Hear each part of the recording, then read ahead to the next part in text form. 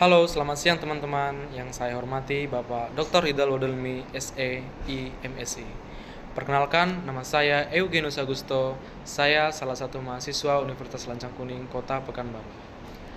Hari ini, saya akan membawakan materi mengenai salah satu akad yang paling sering digunakan dalam manajemen keuangan syariah, yaitu akad al-murbaha. Pernahkah kita berpikir bagaimana cara memiliki aset seperti rumah, kendaraan, atau bahkan ruko tanpa harus terlibat dalam sistem bunga? Nah, disinilah akad al-murbaha menjadi solusi.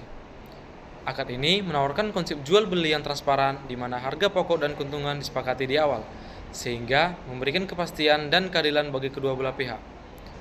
Dalam video ini, saya akan membahas bagaimana penerapan akad al-murbaha khususnya dalam pembelian ruko lantai 4, mulai dari mekanisme, tujuan, penggunaan akad, hingga alasan dan keuntungan memilih akad ini dalam praktik keuangan syariah.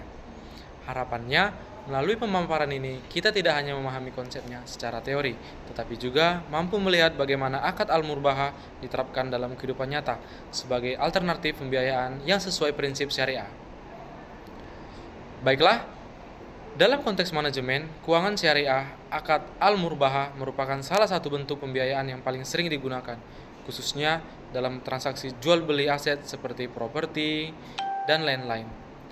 Al-murbaha sendiri adalah akad jual beli di mana penjual menyebutkan secara transparan harga pokok barang serta menambahkan margin keuntungan yang telah disepakati bersama dengan pembeli. Prinsip utama dalam akad ini adalah keterbukaan atau transparansi dan kejelasan harga sehingga kedua belah pihak memahami secara penuh struktur transaksi yang dilakukan. Dalam kasus pembelian ruko seperti contoh yang saya sebut tadi adalah ruko lantai 4. Akad al-murbaha dapat diterapkan melalui mekanisme di mana lembaga keuangan syariah, misalnya bank syariah, terlebih dahulu membeli ruko tersebut dari pemilik awal. Setelah itu, bank menjual kembali ruko tersebut kepada nasabah dengan harga yang sudah ditambah margin atau keuntungan. Pembayaran dapat dilakukan secara cicilan dalam jangka waktu tertentu sesuai kesepakatan. Dengan demikian, transaksi ini bukan berbentuk pinjaman uang, melainkan murni jual beli barang. Narasi ini menggambarkan bahwa seorang nasabah yang ingin memiliki ruko lantai 4 untuk keperluan usahanya, misalnya sebagai tempat bisnis atau investasi. Contohnya seperti si A ingin membeli ruko kepada si B dengan jumlah biaya yang sudah disepakati di awal. Nah, ia mengajukan pembiayaan ke bank syariah. Setelah dilakukan analisis kelayakan, bank menyetujui pembelian ruko tersebut. Bank kemudian membeli ruko dari developer atau pemilik, lalu menjualnya kembali kepada nasabah dengan harga yang telah disepakati. Misalnya harga pokok dengan nilai 800 juta dengan margin keuntungan 200 juta, sehingga total harga jual menjadi 1 miliar. Nasabah kemudian mencicil pembayaran tersebut dalam jangka waktu tertentu, misalnya 5-10 tahun. Tujuan penggunaan akad al-murbaha dalam transaksi ini adalah untuk menyediakan skema pembiayaan yang sesuai dengan prinsip syariah, yaitu menghindari riba atau bunga, gharar atau ketidakjelasan, dan maisir spekulasi. Selain itu, akad ini bertujuan memberikan kemudahan bagi masyarakat yang ingin memiliki aset produktif seperti ruko tanpa harus membayar secara tunai di awal. Dengan adanya akad ini, kepemilikan ruko dapat diperoleh secara bertahap namun tetap sah secara hukum dan syariah. Lalu, saya memilih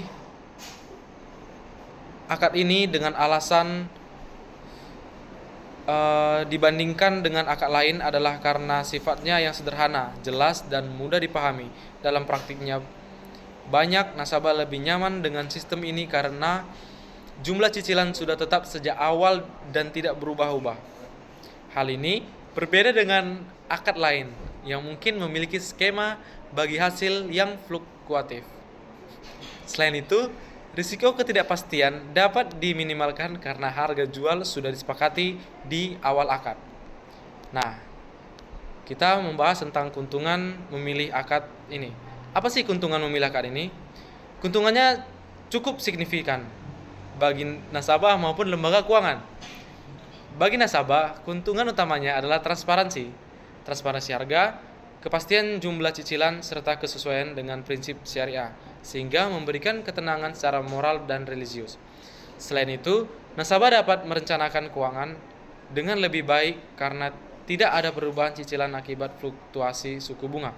Bagi pihak bank, akad ini memberikan keuntungan berupa margin yang jelas dan risiko yang relatif lebih rendah dibandingkan akad berbasis bagi hasil. Dengan demikian, penggunaan akad al-murbahah dalam pembelian ruko lantai 4 menjadi solusi yang efektif dan sesuai syariah untuk memenuhi kebutuhan investasi properti. Akad ini tidak hanya memberikan kemudahan akses kepemilikan aset, tetapi juga menjamin keadilan transparansi dalam setiap transaksi. Sekian dari pembahasan materi saya. Apabila ada kesalahan kata atau kurangnya dari materi yang saya sajikan, saya mohon maaf. Terima kasih.